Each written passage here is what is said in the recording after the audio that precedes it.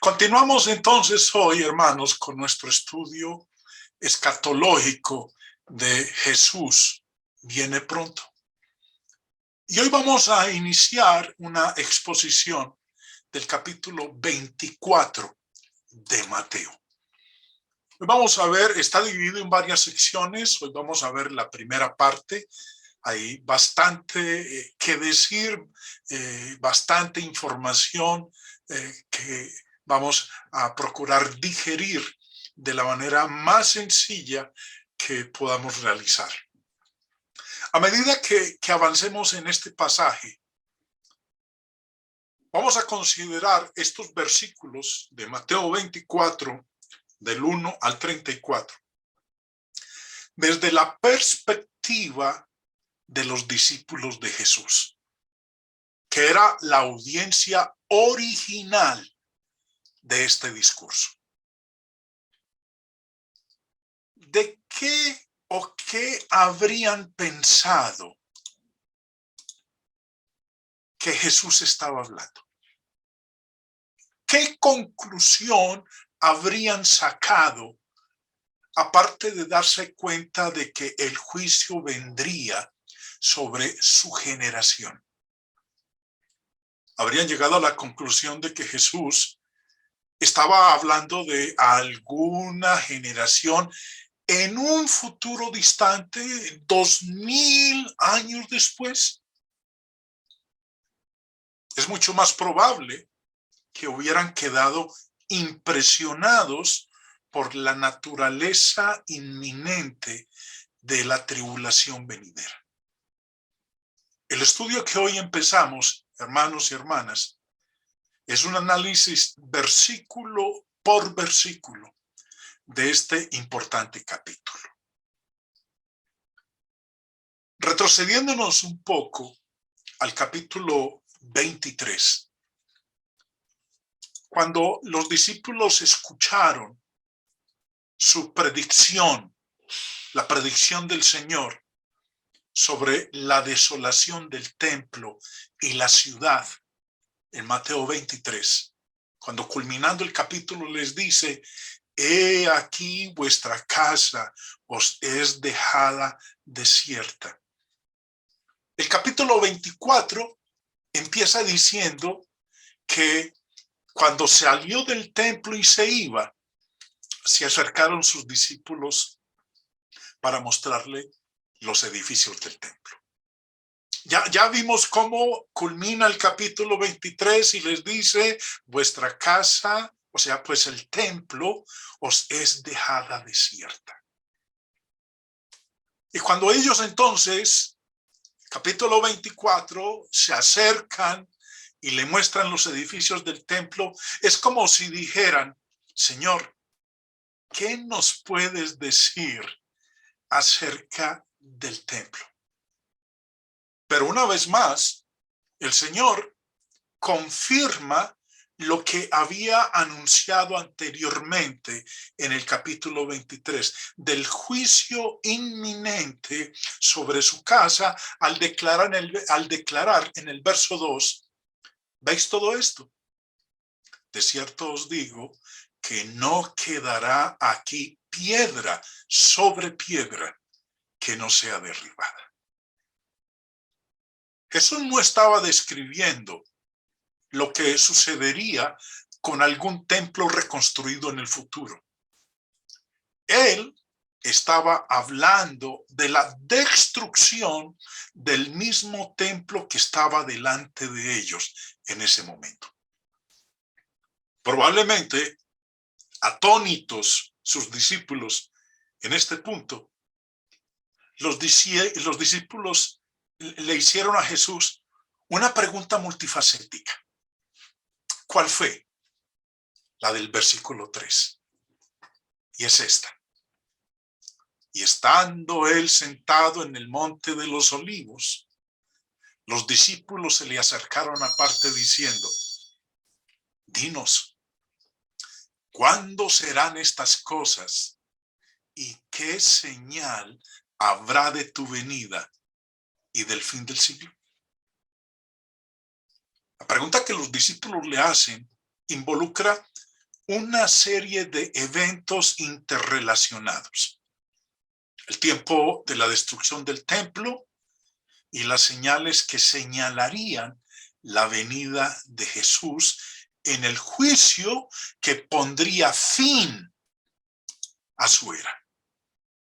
Los discípulos relacionaron el fin del siglo con la venida de Jesús. Quedaron asombrados por esta profecía de que el templo y todo lo que representaba el templo, el sacerdocio, los sacrificios y toda la economía judía, pronto llegaría a su fin. Las preguntas que ellos le hicieron al Señor no podrían haberse referido a la segunda venida de Jesús, como afirman algunos.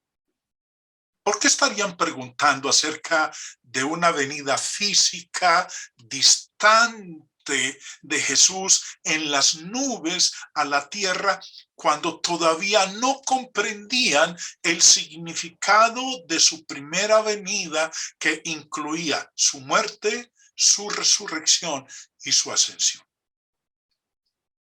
Los discípulos claramente equipararon la destrucción del templo con la venida de Jesús en el juicio y con el fin del siglo. La destrucción del templo marcaría dramáticamente el fin del sistema redentor del antiguo pacto, con sus sacrificios y con todos sus rituales.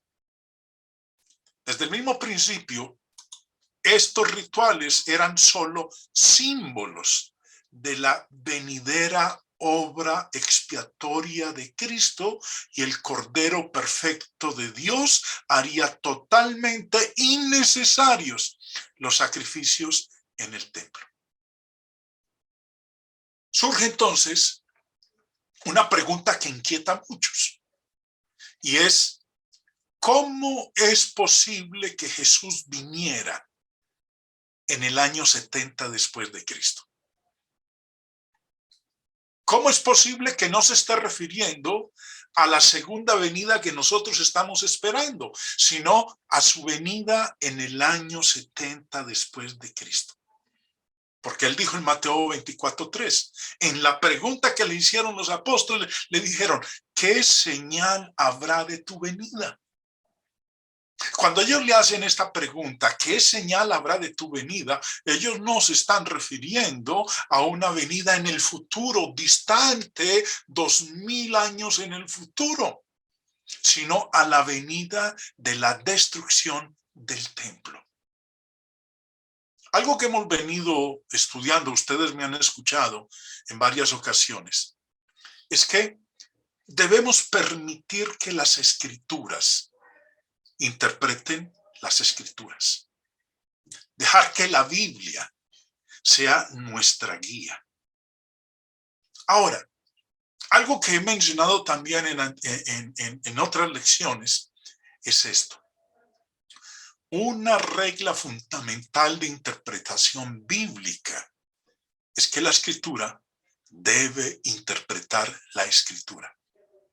Y particularmente que el Nuevo Testamento es el propio comentario inspirado de Dios sobre el significado del Antiguo Testamento. También he dicho que, como siempre, queremos seguir el modelo que se nos dejó por los cristianos bereanos del primer siglo. Y estos eran más nobles que los que estaban en Tesalónica, pues recibieron la palabra con toda solicitud, escudriñando cada día las Escrituras para ver si estas cosas eran así. Que la Escritura interprete la Escritura. Las Escrituras, no los eventos de actualidad, deben ser nuestra guía de interpretación. Cuando lo hacemos de esa manera, ¿cuál será el resultado? Bueno, Jesús lo dijo en Juan 8:32. Conoceréis la verdad, y la verdad os hará libres.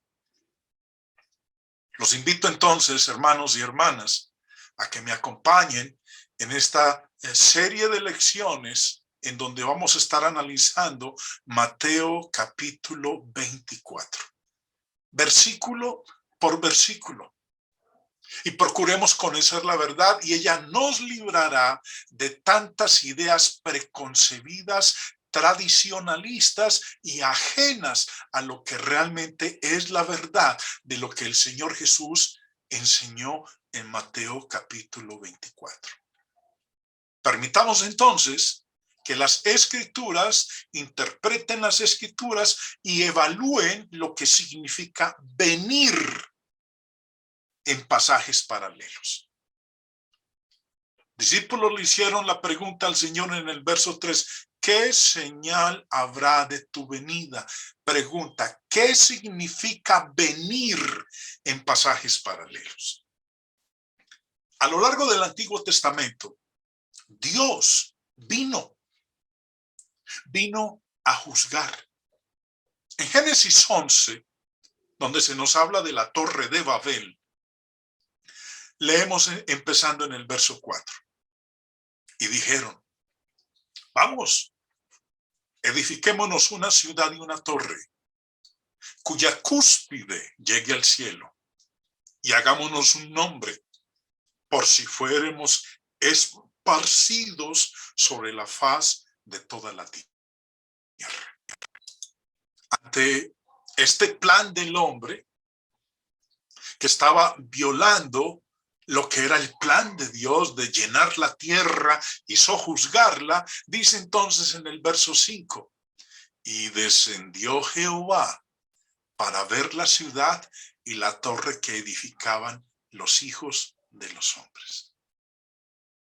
Vino y juzgó lo que vio, confundió el hablar de todas las personas.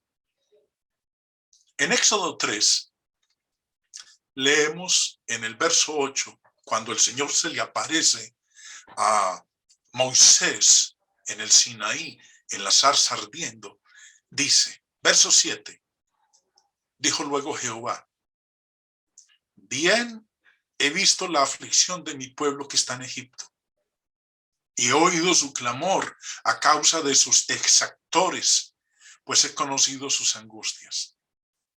Y le dice, verso 8, perdón, verso 9, Éxodo 10, se me borró el verso 8, hermanos queridos, en donde Dios dice, vendré y juzgaré a la nación de Egipto. Los invito para que en sus Biblias busquen ese versículo 8 que a veces el subteniente le hace a algunos sus jugadas y se me borró por alguna razón el versículo 8. En Éxodo 19, versículo 9 dice, entonces Jehová dijo a Moisés, he aquí, yo vengo a ti en una nube espesa, para que el pueblo oiga mientras yo hablo contigo, y también para que te crean para siempre. Y Moisés refirió las palabras del pueblo a Jehová. Podríamos leer muchos más pasajes, como los que he colocado en la parte inferior de la pantalla, como ustedes pueden observar, en donde son textos que nos hablan de las venidas de Dios para juzgar en el Antiguo Testamento. Y no vino personalmente, sino que usó un medio a través del cual él vino para que se realizara su plan. Además, el Nuevo Testamento habla de la venida de Jesús en juicio.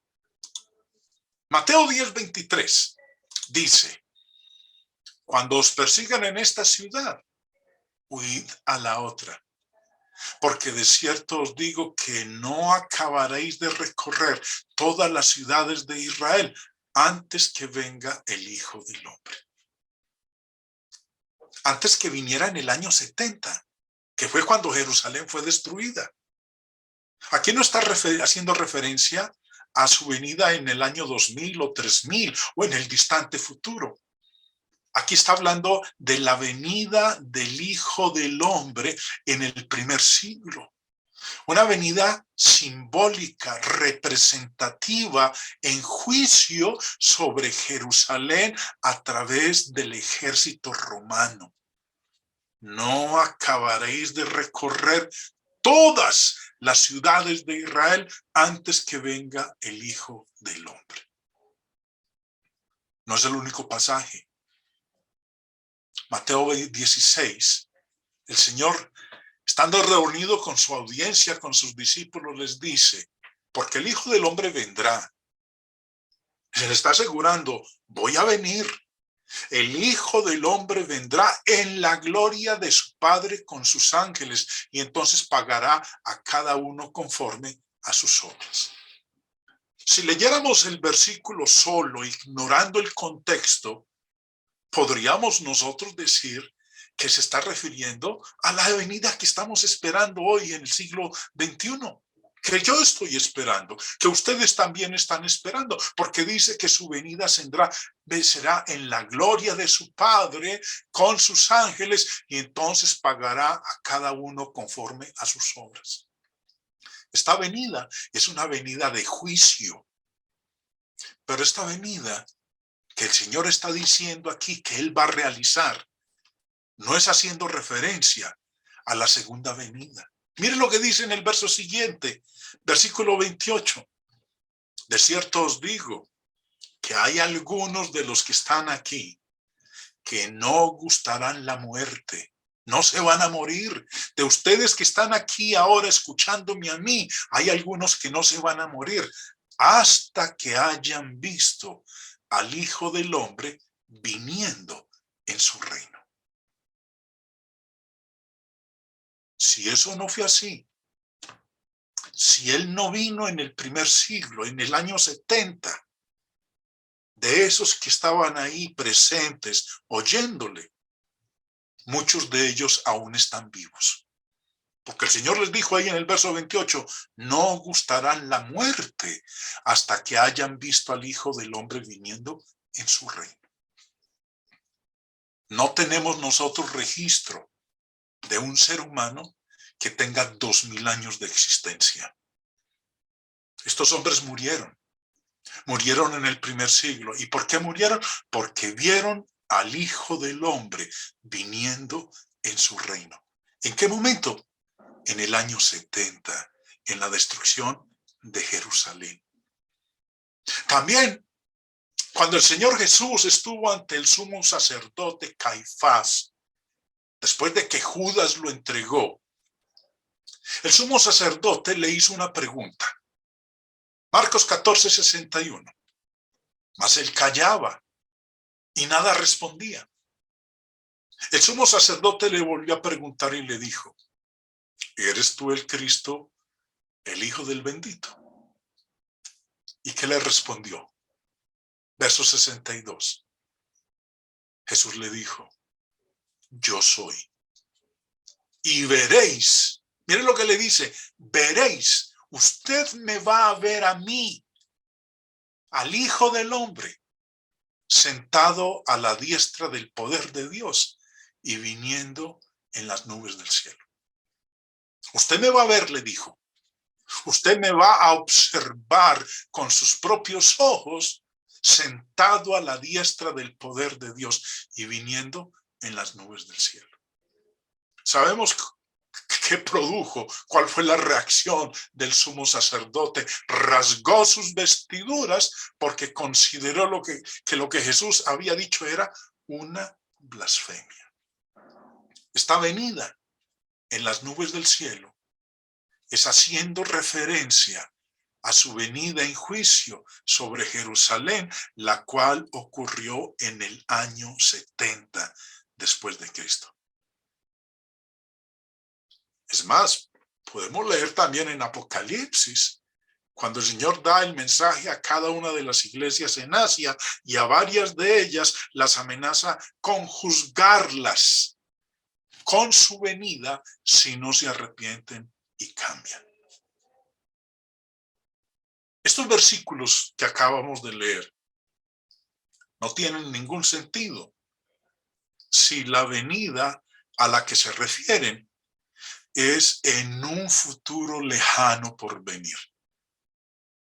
Las amenazas devenidas son locales y particulares de un cierto periodo de tiempo y lugar. Además, Jesús afirma constantemente que su venida en juicio estaba cerca. Es más, volviendo a leer Mateo 16, que hace un momentico lo leímos, vuelvo y lo leo. Jesús les dice, el Hijo del Hombre vendrá en la gloria de su Padre, con sus ángeles, y entonces pagará a cada uno conforme a sus obras.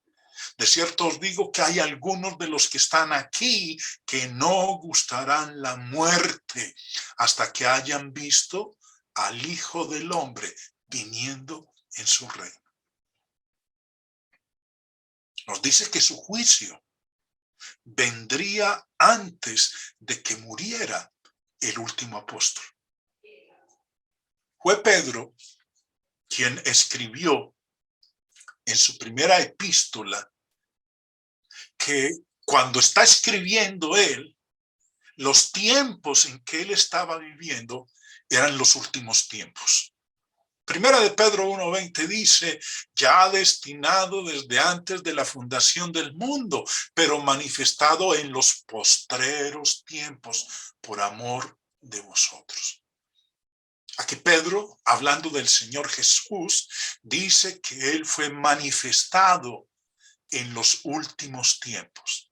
Cuando él está escribiendo esta carta, está diciendo, estos son los últimos tiempos. Jesús, que había sido destinado desde antes de la fundación del mundo, ha aparecido en los últimos tiempos. Estos son los últimos tiempos por amor a vosotros. Y en el capítulo 4, miren lo que dijo, versículo 7, mas el fin de todas las cosas se acerca. Sed pues sobrios y velad en oración. ¿A qué fin se estaba refiriendo el apóstol Pedro? No al fin del mundo que nosotros estamos esperando. Se estaba refiriendo al fin de Jerusalén, tal como el Señor lo había dicho. Después de que los discípulos le hicieran estas preguntas a Jesús acerca de cuándo vendría a juzgar, cuándo serán estas cosas y qué señal habrá de tu venida y del fin del siglo, el Señor respondió con instrucciones específicas. Del verso 4 al 9, que es la primera sección que vamos a estudiar, les dijo, mire cómo les responde a esa pregunta que ellos le hicieron de cuándo vendría a juzgar. Respondiendo Jesús les dijo, mirad que nadie os engañe, porque vendrán muchos en mi nombre diciendo, yo soy el Cristo, y a muchos engañarán. Y oiréis de guerras y rumores de guerra. Mirad que no os turbéis, porque es necesario que todo esto acontezca, pero aún no es el fin. Porque se levantará nación contra nación y reino contra reino, y habrá pestes y hambres y terremotos en diferentes lugares. Y todo esto será principio de dolores. Entonces os entregarán a tribulación y os matarán y seréis aborrecidos de todas las gentes por causa de mi nombre. Retomemos lo que acabamos de leer. El primer elemento a notar en las palabras de Jesús es que claramente se está refiriendo, se está dirigiendo a sus oyentes presentes y advirtiéndoles acerca de los eventos que rodearon la destrucción del templo que estaba delante de ellos. En el versículo 4, miren lo que dice. Respondiendo Jesús les dijo, mirad que nadie os engañe. Cuando dice que nadie os engañe, es a la audiencia a la cual le está hablando. ¿Y cuál es la audiencia a la cual él les está hablando y que les dice, mirad que nadie os engañe? Pues se está refiriendo a los discípulos, que es de lo que viene hablando el contexto. Se le acercaron aparte los discípulos y ellos le hicieron esa pregunta: ¿cuándo serán estas cosas? ¿Y qué señal habrá de tu venida y del fin del siglo? Y cuando él le responde con instrucciones específicas, les dice: ojo, que nadie los engañe. No está hablando de nosotros en el siglo XXI, está hablando de sus discípulos en el siglo I. También les dice a ellos en el versículo 4 que estarían escuchando de guerras y rumores de guerra. Mirad que no os turbéis. ¿A quiénes les está diciendo el Señor? No se turben, no se angustien. El contexto no lo está mostrando. Le está hablando a sus discípulos. No nos está hablando a nosotros en el año 2022. También, en el versículo 9 que les dijo, entonces os entregarán a tribulación y os matarán y seréis aborrecidos de todas las gentes por causa de mi nombre. ¿Quiénes serían aborrecidos? ¿Quiénes serían entregados a tribulación? ¿A quiénes matarían? Los del contexto de su audiencia. ¿Quiénes eran los participantes en esa audiencia? Los discípulos. No Jaime Restrepo, no ninguno de ustedes, mis hermanos. El contexto nos está mostrando, la lógica es obvia, la advertencia de Jesús fue para la generación de discípulos que hicieron la pregunta sobre el juicio venidero. En segundo lugar, Jesús advirtió a sus seguidores que estuvieran atentos a las señales que serían el preludio de su venida en juicio. Las señales eran comunes. Les advirtió que verían falsos mesías, guerras, rumores de guerras, hambrunas, terremotos. A medida que analicemos brevemente cada una de estas señales específicas, vamos a ver cuán claramente se cumplieron todas estas profecías en la generación posterior a la que Jesús pronunció estas palabras por vez primera en el Monte de los Olivos. Jesús entonces advirtió a sus discípulos que se cuidarán de los falsos mesías. Verso 5. Porque vendrán muchos en mi nombre diciendo, yo soy el Cristo, yo soy el Mesías.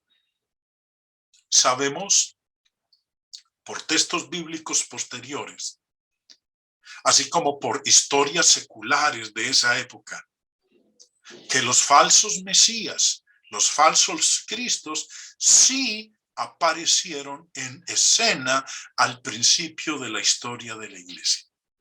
El libro de Hechos de los Apóstoles nos da varios ejemplos. Uno de esos falsos mesías, Hechos 5:36.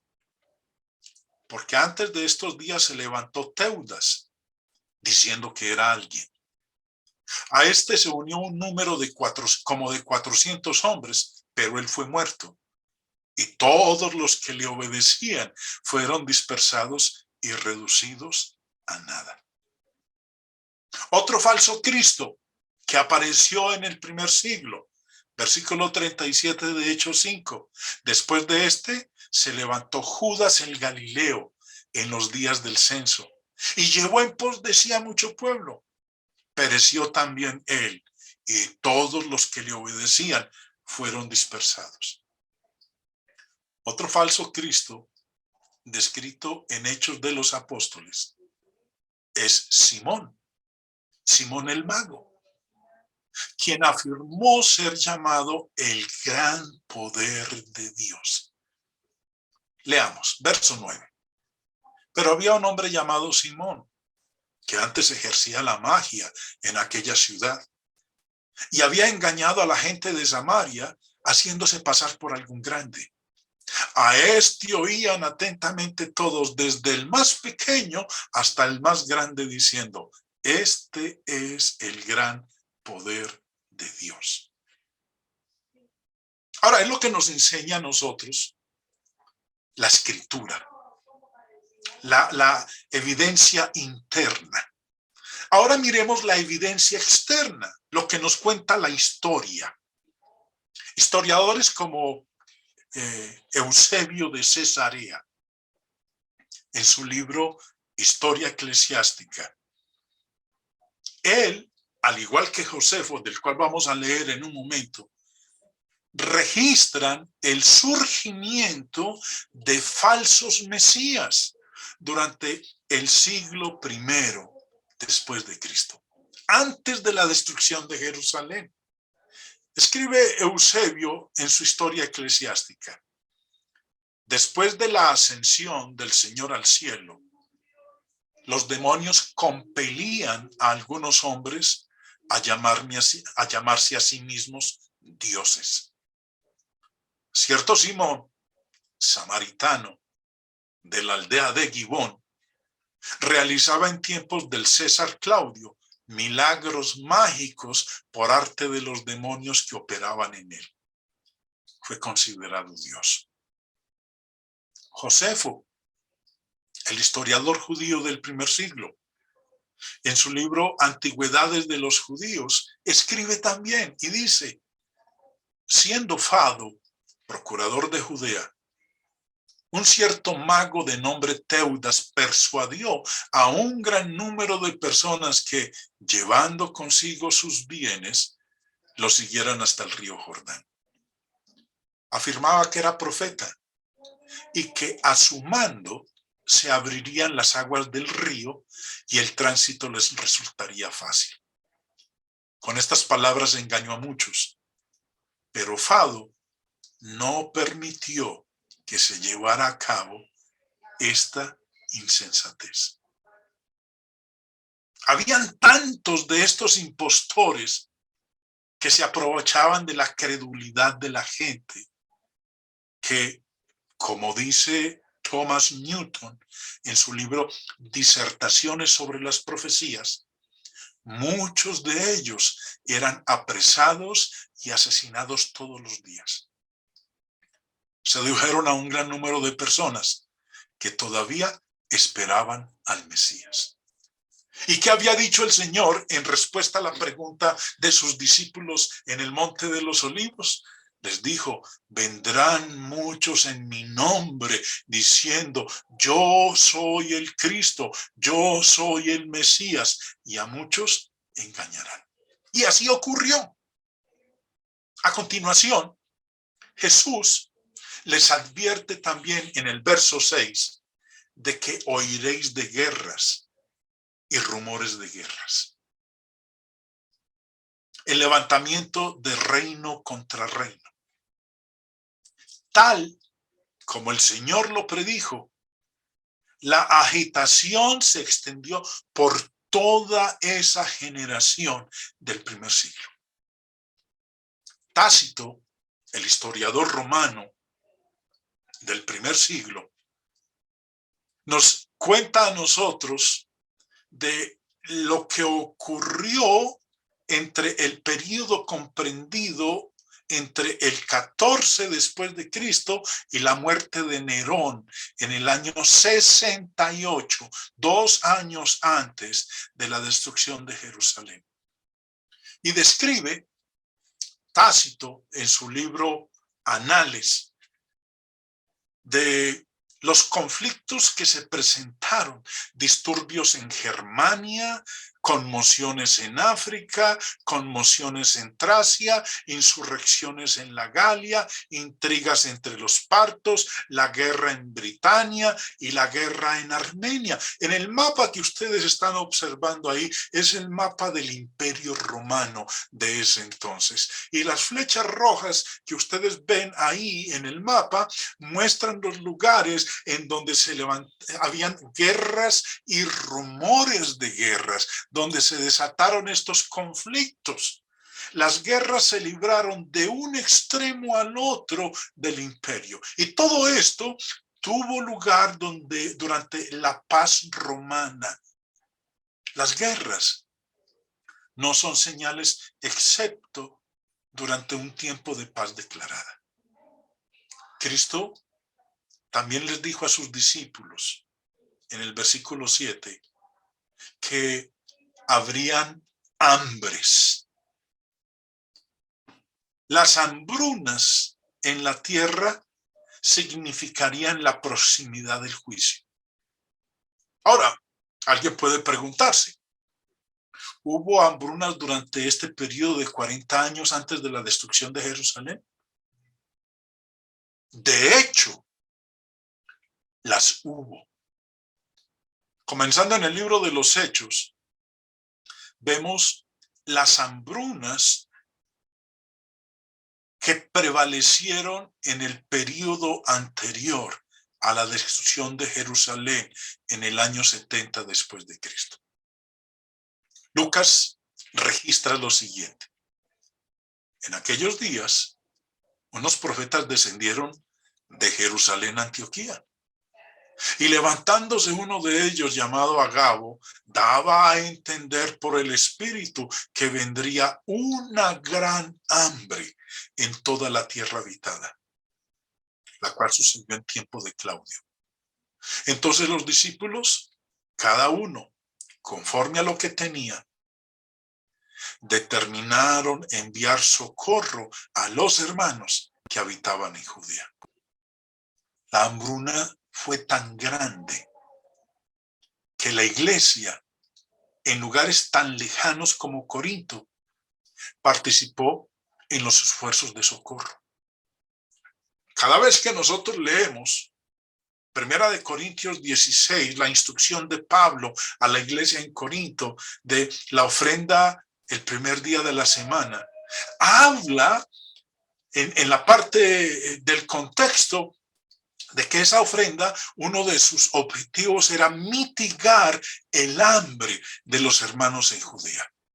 Todo el imperio romano se vio afectado. No solamente nos lo muestra la Biblia, sino que también los historiadores seculares dan fe del hecho de que hubo hambrunas durante este periodo. Una vez más, Tácito, el historiador romano del primer siglo, escribe sobre el año 51 después de Cristo. Leamos. Este año fue testigo de muchos, repetidos terremotos, escasez de maíz, lo que provocó hambruna. Se estableció que no había más de 15 días de suministro de alimentos en la ciudad de Roma. Josefo, historiador judío, Tácito, historiador romano, Josefo, historiador judío del primer siglo, y él también informa sobre las miserables condiciones de hambre provocadas por el sitio de Jerusalén por parte de Tito, el general romano. En su libro Las guerras de los judíos escribe: el hambre ya había entrado en todas las casas generalmente y en todas las familias. Estaban las casas llenas de mujeres muertas de hambre y de niños. Y las estrechuras de las calles estaban también llenas de hombres viejo muertos. Los mozos y mancebos andaban sin color, casi como muertos, por los mercados y plazas. Y cuando sucedía que alguno muriese, todos quedaban amedrentados. Vemos entonces, hermanos, cómo estos informes son una evidencia dramática para los discípulos de que la profecía de Jesús se estaba cumpliendo en su generación, tal como él dijo que sería. ¿Qué había dicho el Señor en Mateo 24:34? De cierto os digo que no pasará esta generación hasta que todo esto acontezca. Hermanos, esta es la primera parte de la serie que viene de esta exposición de Mateo capítulo 24. No los voy a cargar de mucha información para que no se angustien, sino que vamos por partes, observando nosotros cómo se cumplió a cabalidad, a la perfección, estas advertencias y señales que el Señor le dio a sus discípulos. Los invito para el próximo jueves, cuando vamos a continuar con la segunda parte en la exposición de este versículo 1 al 34 de Mateo capítulo 24. Que dejemos que la Escritura interprete la Escritura y no los eventos de actualidad, porque ya estamos siendo saturados por todos lados por aquellos especuladores proféticos que toman estos pasajes y los aplican para el siglo XXI, más aún con los acontecimientos que nosotros estamos observando en nuestro planeta.